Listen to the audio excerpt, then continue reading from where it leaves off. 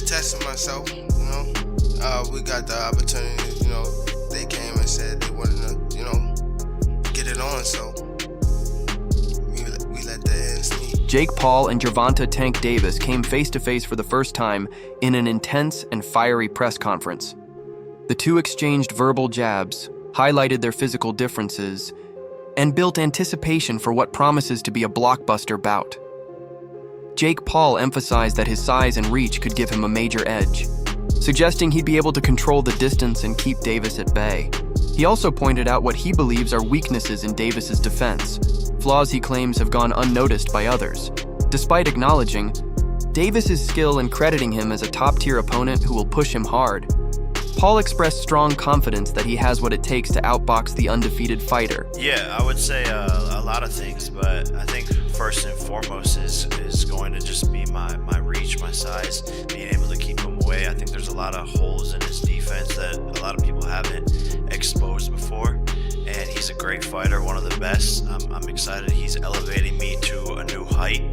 He's making me push myself to my limits. I'm more locked in than ever. Meanwhile, Gervonta Davis made it clear that he plans to evaluate Jake Paul's strength and skill set once they're inside the ring. He recognized Paul's physical advantages, particularly his height and reach, as challenges he'll need to adjust to ahead of their November 14th clash. Davis stressed the importance of getting a feel for Paul's range and movement in real time to craft an effective game plan. What concerned me, his power. Gotta test his power. Gotta test his, just everything, to be honest. I never been in the ring with, Jake, so I could say, a lot, but when it comes down to November the 14th, I gotta be in there with him. I gotta be able to, his arm reach, his size, his power, the way he move and things like that. I just gotta, adapt, as I fight him come. Jake Paul described this fight as the beginning of a new era in his boxing journey. He believes he's just scratching the surface of his potential and still has a lot to show the world. Even though he's already turned heads by stepping up against one of the sport's top pound-for-pound fighters, Paul aims to solidify his place among boxing's elite.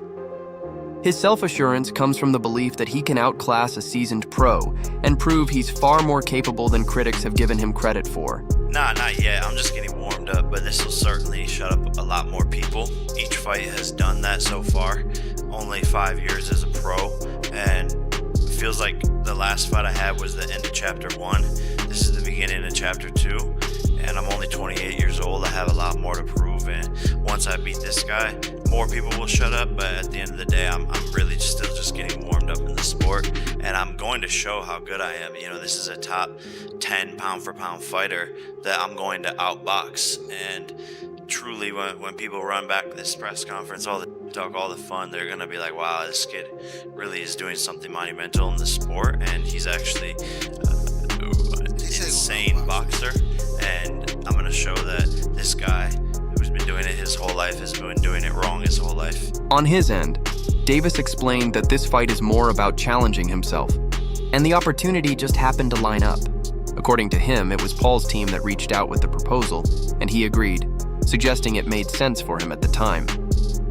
Davis didn't go into detail about why he picked Paul instead of taking on another ranked contender. Just testing myself, we got the opportunity, they came and said they wanted to, get it on, so we let the ends meet. Paul shared that his training has been tailored to account for Davis's size, with an emphasis on speed and intense sparring sessions. However, tensions flared when Gervonta Davis shifted gears during the press conference, issuing direct threats and cautioning Paul's team against any off-the-record tactics. His remarks felt more personal than promotional, hinting at a lack of trust in Paul's camp and making it clear he's prepared to respond if anything shady unfolds outside the ring. Yeah, there's a lot of punching down, practicing hitting below my knees, and a lot of speed. We're sparring. That's what we need. We're sparring. Warm up. Some 8-year-olds. I got the 8-year-olds in there. If I find out anything, I'm gonna beat your ass, and I'm gonna beat Jaden Love. On my mama, I'm gonna beat both of y'all. On my mama. And he laughing. He laughing. talking about?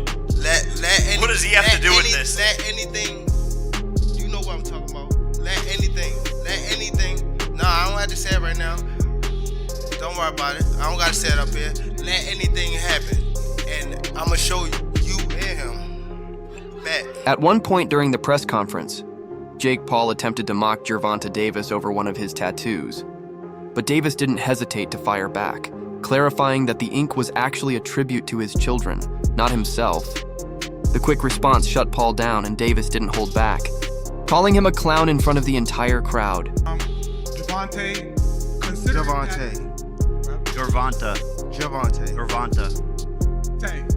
You got a mohawk, bro. Chill. Gervonta. You got a mohawk. Always remember that. You got a mohawk. You tattooed your name on your forehead so you wouldn't forget, you dumb. That's not my name, dumb.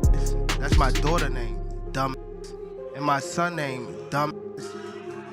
And again, you got a mohawk. F***ing clown. During their initial face-off, the size gap between Jake Paul and Gervonta Davis was impossible to miss. Davis appeared noticeably smaller, almost childlike next to Paul, making the visual contrast all the more dramatic, commentator Showbiz. The adult weighed in, reminding viewers that while this is technically an exhibition bout, there's still real risk involved. He pointed out that Davis isn't like most fighters. He has a switch that, once flipped, can bring a dangerous level of aggression. Standing beside Paul, Showbiz said the difference in presence was obvious. Davis carries an intensity and edge that Paul lacks. And if that side of Tank shows up in the ring, Paul could be in real danger.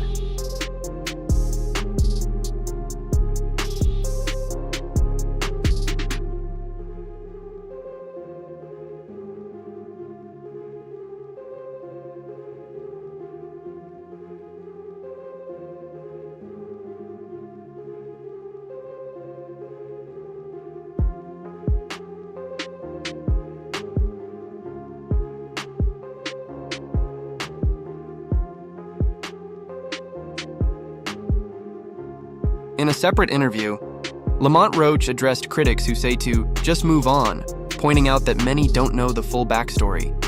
He revealed that a rematch clause had been included in the original contract, and just 2 weeks after the bout, Gervonta Tank Davis officially triggered that clause. Legal teams and promoters on both sides got involved, and a deal for a rematch in June was finalized and signed. Roach emphasized that this wasn't just speculation, it was a done deal on paper. Yet despite everything being in place, the rematch never materialized. I'm not sure, it's an exhibition. I'm not sure what's being said to Tank behind closed doors or whatever. But Tank is trying not to be a violent animal. He's trying not to be savage. And if that switch is hit, right? Somebody hit that switch, Tank is seriously hurt.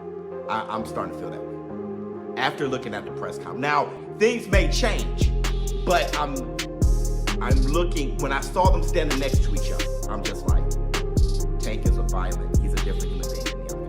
He's different. Additionally, Nikisa Badarian confirmed that the upcoming matchup between Jake Paul and Gervonta Davis will be an exhibition fight with an official outcome.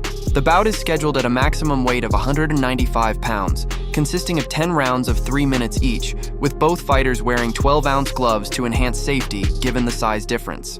Notably, 3 experienced judges will score the fight. But the result will not be recorded on either fighter's professional record. All right, for the people who say I'm supposed to get over it, get past it, we had a rematch clause, right? We had a rematch clause. If I'm declared the winner or if the bout was declared a draw, he has the right to exercise an immediate rematch. Guess what he did 2 weeks later after the fight? Exercised his right to the rematch. And we went and go handle our business with my team, lawyers, his team, promotional company, lawyers, contract, boom, sign, boom. That was for June. This contract was signed both ends in June. So there's an official rematch. Shannon Briggs expressed some doubts about whether Gervonta Davis is still fully committed to his boxing career.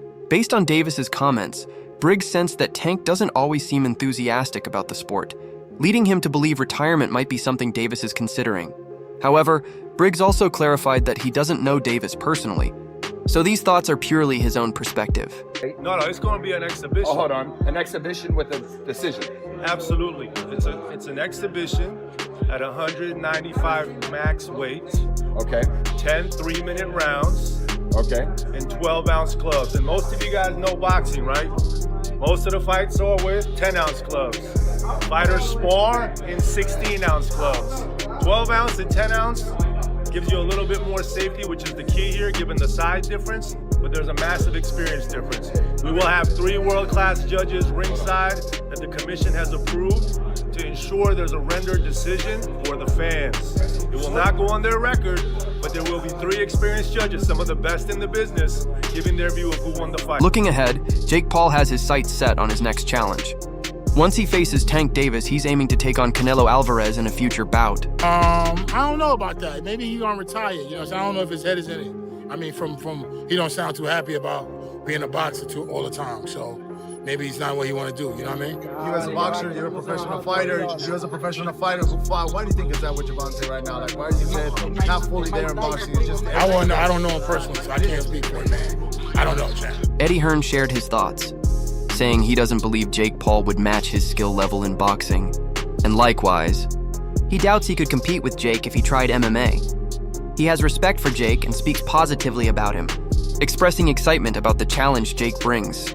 Hearn appreciates that Jake is stepping into the boxing world, but remains unsure if Jake has the necessary heart and endurance for the sport. When it comes to a possible fight against Tank Davis, Hearn is doubtful, pointing out that putting together such a major event feels uncertain at this point. He hasn't had direct conversations with Jake or Nika and has only heard about the situation through media reports. For Jake, is Canelo still on your list after the loss? Yeah, 100%. You know, that's another one of the biggest fights that can be made in boxing. And after I beat this guy, Canelo's on the list for sure.